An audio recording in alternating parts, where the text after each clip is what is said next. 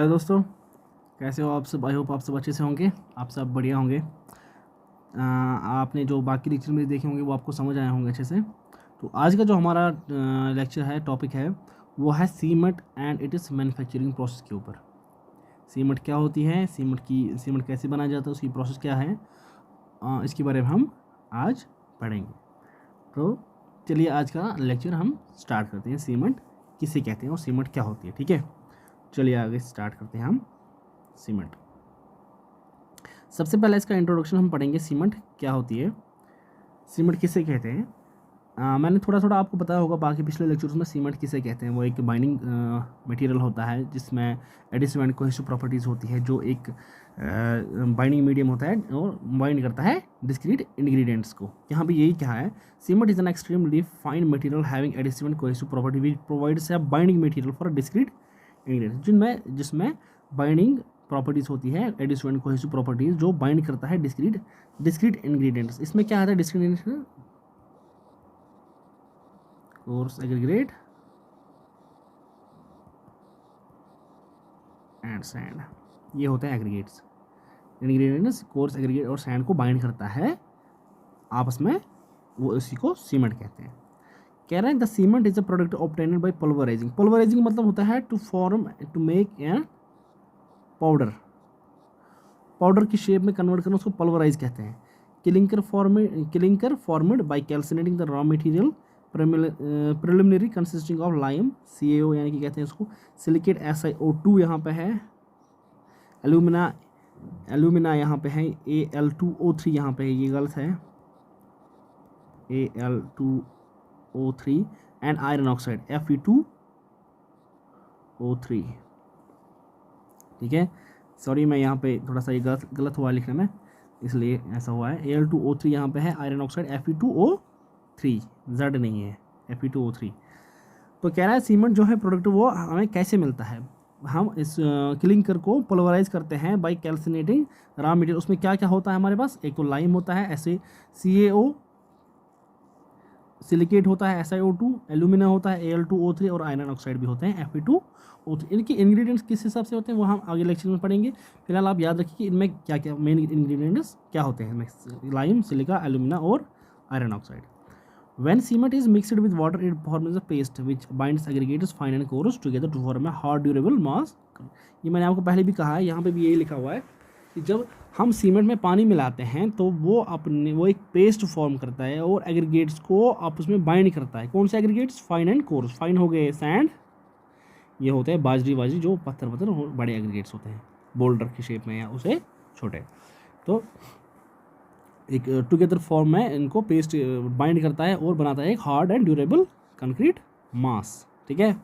The concrete which is line in nature is assumed to have a good setting property. Finer the grains of the cement, more the strength of cement। कह रहा है ये जो cement है हमारा in nature, इसकी एक good setting property है। क्या है यहाँ पे, गुड है, सॉरी लिखने में जल्दी में हो जाता है, ये गुड सेटिंग प्रॉपर्टी।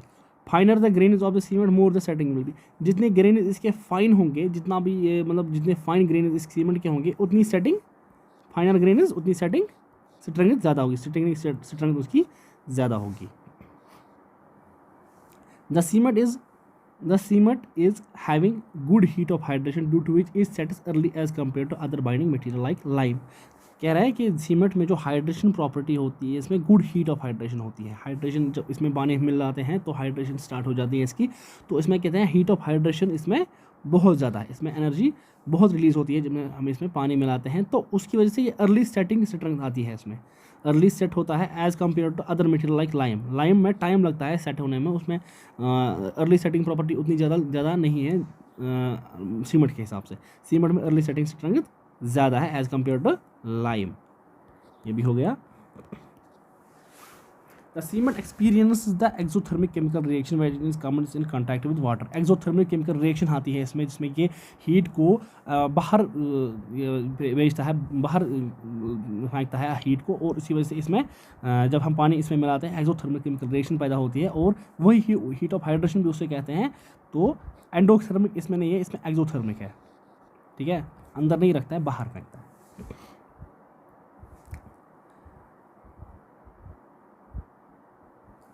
इसके बाद the cement is assumed to have specific gravity of 3.15।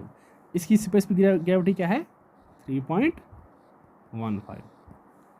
Joseph Aspdin manufactured cement and is called it Portland cement because when it hardened it produced a material resembling stone from the quarries here Portland in cement। Joseph Aspdin जो है वो है manufacture of the cement, Portland cement के manufacturer है। उन्होंने इस cement का नाम दिया था Portland cement. Joseph Aspdin England के थे, उन्होंने इस सीमेंट का नाम दिया था पोर्टलैंड सीमेंट। क्यों दिया था उसने पोर्टलैंड सीमेंट? क्योंकि ये जब हार्ड हुआ था, वो पानी वानी मिला के जो हार्ड हुआ था वो मटेरियल, तो वो एक रिजेम्बलेंस दे रहा था स्टोन के। जो स्टोन कहाँ पे पैदा होता है? क्वेरीज में। कहाँ, कौन से? पोर्टलैंड की खानों में वो स्टोन मिलता था, तो उन्होंने इसका नाम रखा था उसी पोर्टलैंड के हिसाब से, ठीक है। ज्यूरिंग ग्राइंडिंग ऑफ क्लिंकर, जब हम क्लिंकर को ग्राइंड करते हैं तो अब हम उसमें क्या मिलाते हैं? तब हम मिलाते हैं उसमें gypsum and plaster of Paris. क्यों? क्या कि वो फ्लैश सेट ना हो, to avoid flash setting of cement, to avoid flash setting of cement. The amount of gypsum is added 3 to 1%, 3 to 5% by weight of clinker. It also improve the soundness भी improve करता है। ज़्यादातर हम इसको soundness के लिए नहीं असल में मिलाते हैं, हम इसको मिलाते हैं फ्लैश सेटिंग को अवॉइड करने के लिए।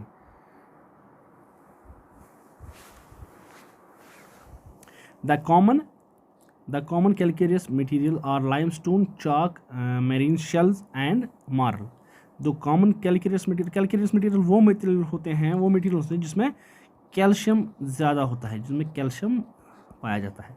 तो वैसे कौन से मटेरियल है? लाइमस्टोन है, चाक है, मैरीन शेल है और मार्बल है। Argillaceous materials are clay, shale, स्टेल, selected blast furnace. Argillaceous material वो होते हैं जिनमें ज़्यादा मेन कंटेंट कौन सा होता है? क्ले का। कैलकेरियस में होता है कैल्शियम का, एग्रीलेशियस में है क्ले का, ठीक है। The process used for manufacturing of cement can be classified as a dry and wet. आगे पढ़ेंगे हम ड्राई और वेट में जो प्रोसेस होती है इसकी। The ideal net weight of cement bag is 50 kg, और अगर वॉल्यूम निकालना होता है 0.35 मीटर क्यूब, ठीक है दोस्तों। ये तो हो गया सीमेंट के बारे में। अब हम पढ़ेंगे आगे सीमेंट और लाइम। सीमेंट और लाइम में क्या खास फर्क है, डिफरेंस क्या है सीमेंट और लाइम में? The cement is used for gain of early strength, virus lime gain strength slowly. जो मैंने अभी पहले भी कहा था, अर्ली सेटिंग जो होती है इसमें सीमेंट में ज़्यादा होती है और लाइम में कम होती है। The cement and lime colour are different, जो इनका कलर भी है वो डिफरेंट है। ये सीमेंट थोड़ा हमारा ग्रेइश होता है, लाइम का कलर थोड़ा येलोविश होता है, वो। तो आगे बढ़ेंगे, इसकी में क्या लिखा है? The cement and lime both is a binding material having good ultimate strength, but lime experiences less early strength as compare to iron. जो कह रहा है कि अल्टीमेट स्ट्रेंथ उनकी जो है, अल्टीमेट स्ट्रेंथ दोनों की बराबर है, लेकिन जो अर्ली स्ट्रेंथ है वो है सीमेंट की ज़्यादा एज कंपेयर टू लाइम, ठीक है। ये है इसमें डिफरेंसेस। इसके बाद मैन्युफैक्चरिंग ऑफ सीमेंट आता है हमारे पास। मैन्युफैक्चरिंग ऑफ सीमेंट कैसे मैन्युफैक्चर होता है। लेक्चर थोड़ा सा लंबा हो सकता है क्योंकि इसमें मैंने दोनों प्रोसेस को ठीक से समझाने की कोशिश की है। आपको समझ आए, और लेक्चर को पूरा एंड तक देखना ज़रूरी है ताकि आपको कुछ चीज़ें मिस ना हो। मैन्युफैक्चरिंग ऑफ सीमेंट में क्या आता है? Manufacturing of cement, the cement is manufactured by integrating, यहाँ पे इंटीग्रेटिंग लिखा है, integrating the calcareous components and argillaceous component. Calcareous मैंने बोला जिसमें कैल्शियम ज़्यादा और एग्रीलेशियस में clay main component in the ratio of 3:1। Calcareous की 3 कंपोनेंट्स है और एग्रीलेशियस ये 1 कंपोनेंट है। The calcareous components can be limestone हो सकता है, वो चाक हो सकता है, मैरीन शेल, मार्बल जो मैंने भी बोला। वायरस एग्रीलेशियस कंपोनेंट्स कौन सा होता है? Shale, clay, blast furnace, slate, ये हो सकते हैं, ठीक है। The calculus components is used to derive ingredients called lime, whereas the aggregation components composed of silica, alumina, iron oxide, other impurities. जो कैल्शियम वाले कंपोनेंट्स और कैलकुलस कंपोनेंट उनमें इंग्रेडिएंट जो होता है वो होता है लाइम मेन तौर पर, जो उसमें मेन इंग्रेडिएंट, और जो एग्रीलेशन में होता है उनमें होता है silica, alumina, iron oxide, other impurities. बाकी जो मिलते हैं हमारे सीमेंट को, जो प्रोडक्ट्स मिलते हैं बाकी वो एग्रीलेशन कंपोनेंट से मिलते हैं, और कैलकुलस कंपोनेंट से ज़्यादा हमें लाइम ही मिलता है। अब ये प्रोसेस रही है, इसकी प्रोसेस क्या है, वेट प्रोसेस और ड्राई प्रोसेस। वेट प्रोसेस जो है वो हमारी ओल्ड प्रोसेस है, अब ये ऑब्सलीट हो चुकी है, आजकल ये नहीं चलती है, क्योंकि इसमें पावर कंजप्शन और फ्यूल कंजप्शन ज़्यादा था। क्या था, पावर कंजप्शन और फ्यूल कंजप्शन ज़्यादा था, और ये कॉस्टली मेथड था हमारे पास, इसलिए अब ये ऑब्सलीट हो चुका है, ये हम यूज़ ही नहीं करते हैं। और इस प्रोसेस में प्री हीटर भी यूज़ नहीं किया जाता है। प्रोसेस में आपको बता देता हूँ क्या होता था पहले, प्रोसेस कैसी होती थी इसकी। प्रोसेस हम या तो एग्रीलेशियस के जैसे पहले कैल्शियम प्रोडक्ट्स जो लाइमस्टोन और क्ले हम से 3:1 क्वांटिटी में लेते थे, फिर उनको क्रशर में डालते थे, वहाँ से स्टोरेज बिन्स में डालते थे, स्टोरेज बिन्स से फिर हम वो चैनल के थ्रू एक ग्राइंडिंग मिल में लेके आते थे, ग्राइंडिंग मिल से फिर वो जाता था नीचे ब्लेंडिंग स्लरी में, स्लरी जहाँ पे करेक्टेड कंपोजिशन में स्लरी बनती थी, उसकी करेक्टेड स्लरी बोलते हैं उसको। करेक्टेड स्लरी से नीचे निकलते हैं, फिर हम स्टोरेज रखते हैं, उसको स्टोर करते हैं। स्टोर करने के बाद हम उसको रोटरी क्लीनर में लेके आते हैं। स्टोरेज के बाद वहाँ से जो निकलता है उनमें करेक्टेड स्टोरी वो रोटरी क्लीनर में लेके आते हैं, रोटरी किलन में लेके आते हैं। वहाँ पे हम इसको नीचे से हीट देते हैं, कोल या ऑयल या नेचुरल गैस की वजह से जो हीट होती है, और स्लरी को हम कन्वर्ट करते हैं किसमें, क्लिंकर्स में। क्लिंकर्स में जब कन्वर्ट होता है तो फिर उस क्लिंकर को बॉल मिल में हम ग्राइंड करते हैं, grounded clinkers are grounded in ball mill, और वहाँ पे हम इसको 2 to 3% जिप्सम ऐड करते हैं to avoid flash setting of cement. वहाँ पे सीमेंट हमारा बन जाता है, और हम भी उसको सीमेंट सिलोज में स्टोर करते हैं, और उसके बाद पैकिंग प्लांट में बेच देते हैं। याद रहा आपको, हम कैल्शियम वाले प्रोडक्ट या कैल्शियम मटेरियल, कैलकुलस मटेरियल और एग्रीलेशन मटेरियल को मिक्स करते हैं ग्राइंडिंग मिल में, उसके बाद वहाँ पे करेक्टेड स्लरी बनती है, पेस्ट बनता है, पेस्ट को हम स्टोर करते हैं, स्टोर के बाद उसको रोटरी क्लीनर में गर्म करते हैं, हीट करते हैं, और उसके बाद स्लरी को कन्वर्ट करते हैं क्लिंकर्स में, क्लिंकर्स को हम ग्राइंड करते हैं, और वहाँ पे हम जिप्सम ऐड करते हैं 2 to 3%, और उसके बाद सीमेंट सिलोज में स्टोर करते हैं, और उसके बाद पैकिंग मटेरियल में, पैकिंग प्लांट में भेज देते हैं पैकिंग के लिए। ठीक है, तो इसका सेम प्रोसेस ऑलमोस्ट है ड्राई प्रोसेस का भी। ठीक है, तो वहाँ पे मुझे बोलने की ज़रूरत नहीं, वहाँ पे भी ऑलमोस्ट सेम प्रोसेस है, लेकिन थोड़ा सा उसमें चेंज है, वो मैं आपको बता दूंगा वहीं पे। ठीक है, इसके बाद हमारा आता है ड्राई प्रोसेस। इट इज़ कह रहा है ड्राई प्रोसेस जो हमारा वो न्यू मैन्युफैक्चरिंग प्रोसेस है, जो आजकल ट्रेंडिंग है नाउ डेज में। The fuel consumption, power consumption has be reduced to a great extent by modifying the wet process. जो फ्यूल कंजप्शन पहले उसमें ज़्यादा होता था, पावर कंजप्शन उसमें ज़्यादा होता था, वो हमने ग्रेटर एक्सटेंट तक कम किया है by modifying the wet process. हमने इसको मॉडिफाई करके वो हमने कम किया है, बिजली बचाई है, बाकी चीज़ें बचाई है, एनर्जी बचाई है, हमने कम किया है इसे। In dry process first calcareous component limestone, acrylic components clay and shale is reduced to a size about 25 mm in a crusher separately in ball mill और ट्यूब मिल। कह रहा है कि हमारी जो पहला प्रोसेस है यहाँ पे, हम ड्राई प्रोसेस में पहले हम कैलकेरियस मटेरियल और एग्रीलेशियस कंपोनेंट जो है अलग अलग उनको क्रश करते हैं सेपरेटली, अलग बॉल मिल में और ट्यूब मिल में, या ट्यूब मिल में क्रश करते हैं to size of about 25 mm। उनको हम क्रश करते हैं, इतना साइज़ कम करते हैं साइज़ को। ठीक है, अलग अलग इनको क्रश करते हैं। The calcareous components and argillaceous components after grinding are mixed with each other in a correct proportion and made ready for next operation in rotary kiln. देखिए सेम प्रोसेस रहेगा यहाँ पे भी, जैसे मैंने आपको वहाँ पे बोला था, यहाँ पे हम खाली इनको अलग अलग क्रश करते हैं 25 mm के साइज़ में, छोटा करते हैं। ठीक है, बिल्कुल बारीक इनको हम ग्राइंड करते हैं। उसके बाद हम कैलकेरियस कंपोनेंट्स और एग्रीलेशियस कंपोनेंट को आपस में मिक्स करते हैं एक करेक्ट प्रोपोर्शन में। प्रोपोर्शन मैंने आपको बोला 3:1 रहेगा इसका प्रोपोर्शन, और उसको रेडी करते हैं रोटरी क्लीन के लिए। नेक्स्ट ऑपरेशन जो हमारा रहेगा वो रोटरी क्लीन में इसको हीट करना है। ठीक है, रोटरी क्लीन के लिए, जहाँ पे हम वहाँ पे भी बोला मैंने पिछले प्रोसेस में भी, फिर हम इसको नेक्स्ट ऑपरेशन के लिए तैयार करते हैं, वो रहेगा rotary kiln. Before feeding in a rotary kiln the raw mix allowed in a preheater. वहाँ पे प्रीहीटर नहीं था हमारे पास वेट प्रोसेस में, यहाँ पे प्रीहीटर होता है। Preheater at a temperature of 850 degree Celsius which reduce the burning time of raw material raw process raw mix in rotary kiln. इसकी वजह से क्या होता है, प्रीहीटर की वजह से हमारे पास यहाँ पे हम जब इसको प्रीहीट किया 850 डिग्री टेम्परेचर पे, तो उसकी वजह से हमारा जो बर्निंग टाइम होता है रोटरी किलिन में वो कम रह जाता है, कम हो जाता है। उसकी वजह से रोटरी किलिन में टाइम रहता है मिक्सिंग किलिन का कम हो जाता है, ठीक है। इसके बाद आगे बढ़ेंगे हम।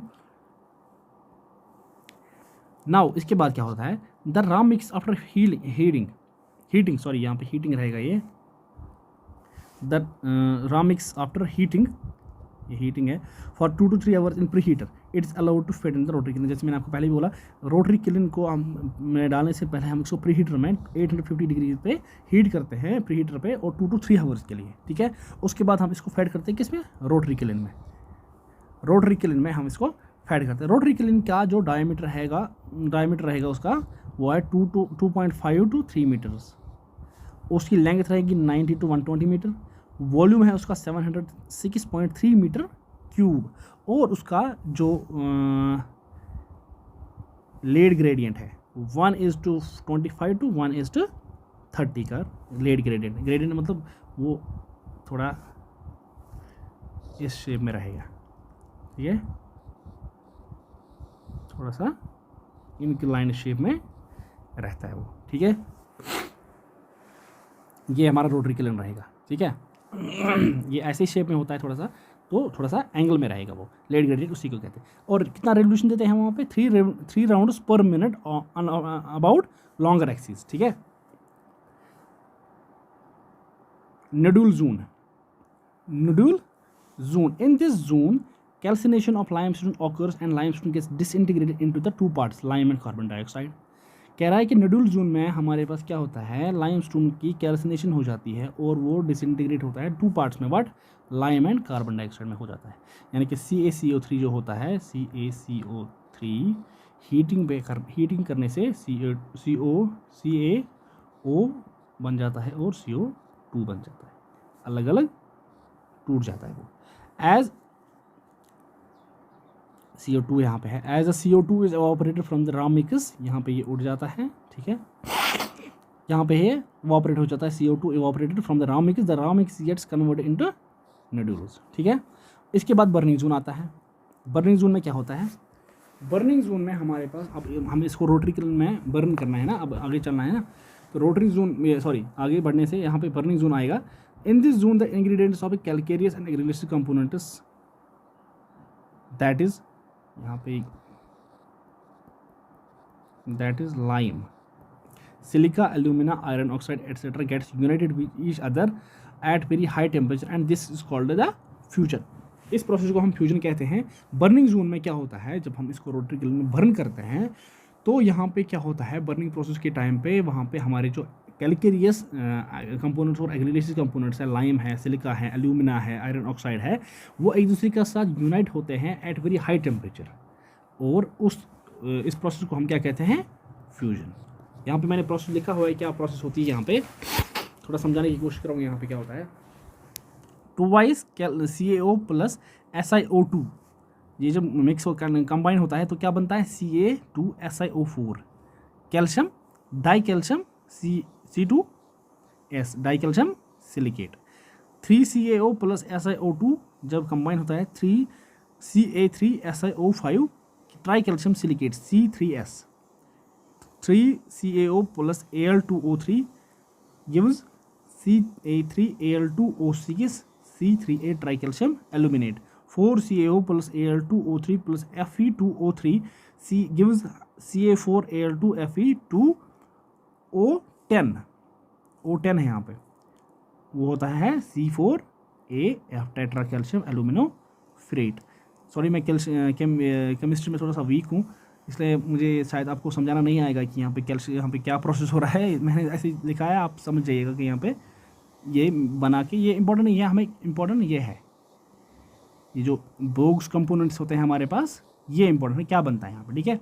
ये पूछा नहीं जाता है ज़्यादा ये सब, तो याद अगर रखेंगे तो अच्छी बात है। अगर याद रखेंगे आप ये प्रोसेस क्या है, कौन सा क्या मिलाते हैं हम, क्या बनता है, तो अच्छी बात है, वरना ये ज़्यादा इम्पोर्टेंट है। ये हमारे जो बोग्स कंपोनेंट्स हैं वो इम्पोर्टेंट है, ठीक है।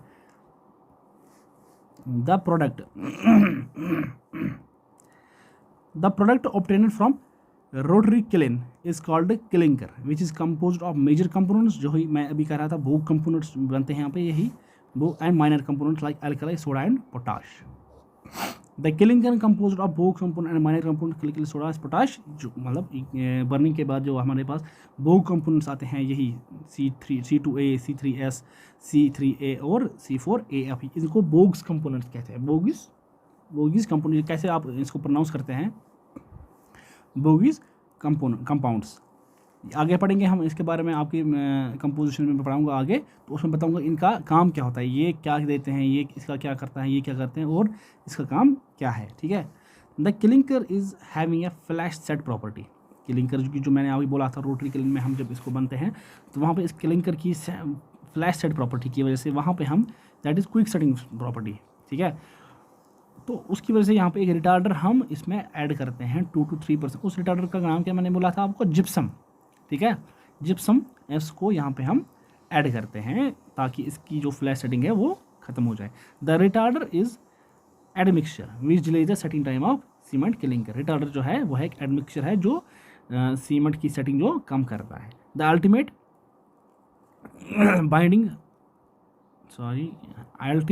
Material is CSH gel, calcium silicate hydrate gel, which is formed when the hydration of cement takes place। Hydration जब सीमेंट की हो जाती है तो हमें क्या मिलता है एंड में, C3SCHS जल, कैल्शियम सिलिकेट हाइड्रेट जल मिल जाता है हमें जब सीमेंट कंप्लीट हाइड्रेट हो जाता है, ठीक है दोस्तों। तो ये तो आज का हमारा प्रोडक्ट, ये आज का हमारा सीमेंट का जो लेक्चर था। आई होप आपको ये समझ आया होगा। अगर किसी को कोई भी कन्फ्यूजन रहेगा तो वो कमेंट में मुझे लिखे, मैं फिर से ट्राई करने की कोशिश करूँगा कि आपको ये पूरा अच्छी तरह से समझाए। वैसे मैंने पूरा कोशिश किया है ये समझाने की, हाँ, बगैर इसके। आई होप आपको ये समझ आ चुका होगा बाकी अच्छे से। चलिए आज के लिए इतना ही, और चलिए थैंक यू, मिलते हैं अगले लेक्चर में, ठीक है, थैंक यू।